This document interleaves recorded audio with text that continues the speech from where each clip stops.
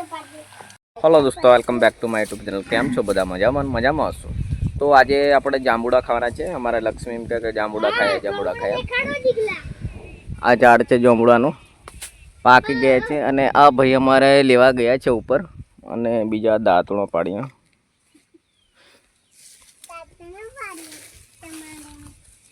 આ લીમડાની લીંબોળી હા ખાવા હોય ને તો આથી ગળી ગળી લાગે, મજા આવે ખાવાની। પડતા અડતા નહીં હો। હા હારા હારા પજે પછી લીને આવો હેઠા। તો ચાલો જાંબુડા ખાઈ લઈએ। બન્યા રહેજો વ્લોગમાં। 2-3 દિવસ પછી પાછા આપણે કન્ટિન્યુ થઈ જશું વ્લોગમાં।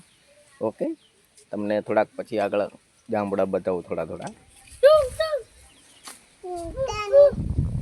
તો પાડી દીધા છે ને અમારા છોરો વેસી વેસીને ખાઈ પાછા। વેસી નું ખાવું પડે ને। લક્ષ્મીબેન શું ખાવો હો? ઓને નહીં આલ જલે તું વધારે હા કેટલો બધો ખાઈ કેટલો બગાડી આવી ઉમેલ તે બધો ખાવો, ભેગો મળીને ખાવો। ભેગો મે કે હા ભેગો મળીને પણ એ તો મે પાજે કે એ બાળે ખડબાટ છે એ કઈ ખડબાટ હે તારે તો ઉપર ચડીને બીજો પાલવાનો।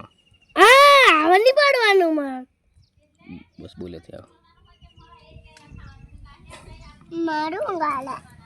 તો જાંબુડા ખાઈ લઈએ મે પાડે છે અને हमारी हारी कारी कारी આપણે ખાવાનું કેમ મસ્તી બહુ કરે हमारी જોડે। હમણાં આવે કઈ જણા ફરવા જતી રહેલી, કામ ધંધો કરતી હતી હારી।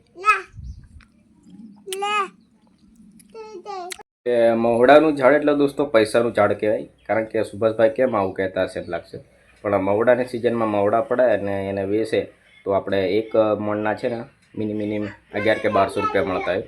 અને હવે ચોમાસું હોય એટલે એને લાગે છે ડોળ, અને એ ડોળી પડે એમાંથી આપણે તેલ કાઢવામાં આવે છે અને એ ડોળિયું તેલ પણ કહેવામાં આવે છે। તો તમને બતાવું, એમની ડોળી કહેવાય એટલે કે પૈસાનું ઝાડ જ કહેવાય એક જોતે। તો આ ડોળી વેચે તો એના પણ ખાસા પૈસા મળે ને તેલ કાઢી આપણે ભજીયો ભજીયો બનાવવા ખાવા કામ લાગે। કડવું તો લાગે પણ મજા આવે। વ્લોગ બનાવું વ્લોગ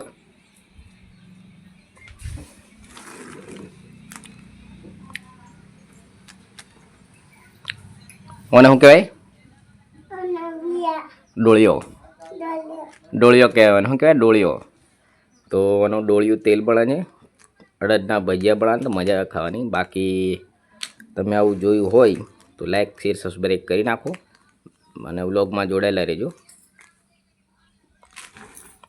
પડે મોટો આંબો છે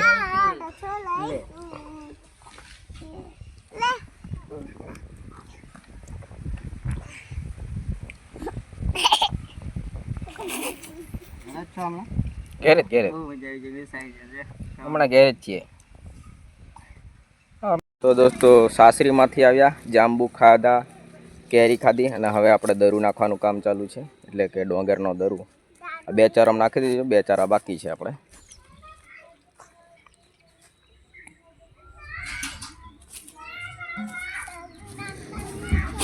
આ ડાંગર છે, પહેલાં આને બોળી દીધી હતી એટલે પાણી મેં ભીગી નાખી એટલે મસ્ત મજાના મૂળ ફૂટી ગયા છે।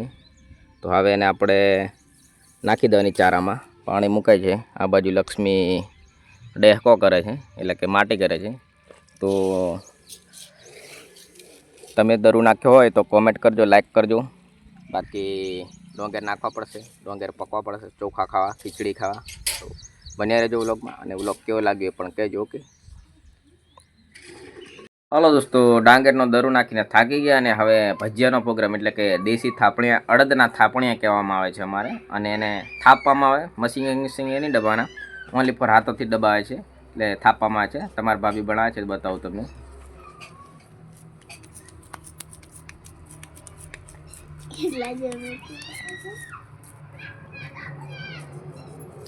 હા જો આ રેડી મશીન કહેવાય અમારે, અને આ થાપણિયા છે અડદના,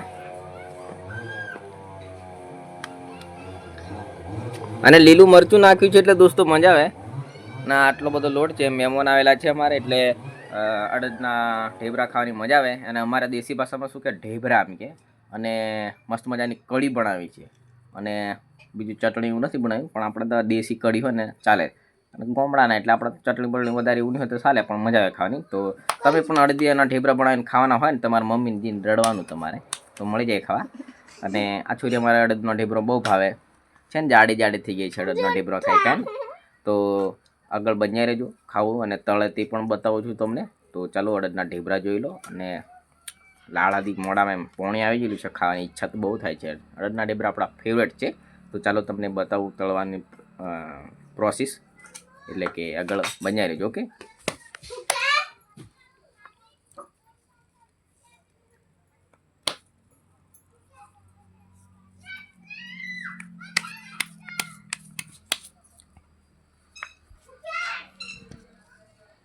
તો ફાઇનલી દોસ્તો અડદના ઢેબરા એટલે અડદના વડા નહીં કે વડા એ અડદની દાળના, પણ આ અડદના લોટના, એટલે કે એને ઢેબરા દેશી ભાષામાં મારે કહેવામાં આવે છે.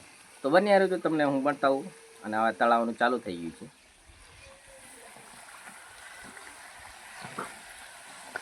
વાહ, મસ્ત કડક કડક ક્રિસ્પી થયા છે. અને આ છે ગળિયા ઢેબરા.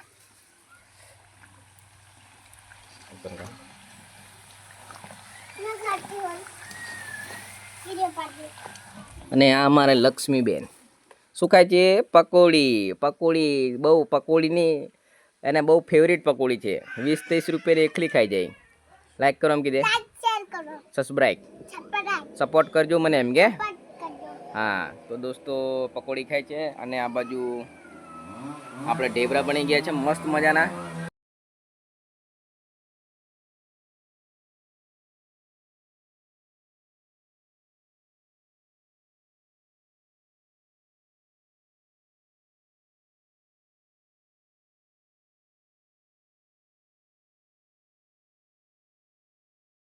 તો ફાઇનલ દોસ્તો જમવાનું થઈ ગયું છે રેડી. અને આપણે હવે ખાશું દેશી ઢેબરા. આ છે કઢી, ના છે અડદના ઢેબરા, મસ્ત ક્રિસ્પી ક્રિસ્પી. તો વ્લોગ કેવો લાગ્યો પણ કહેજો. તો લાઈક શેર સબસ્ક્રાઈબ કોમેન્ટ કરી નાખજો. કે ચાલો મળીએ નેક્સ્ટ બ્લોગમાં.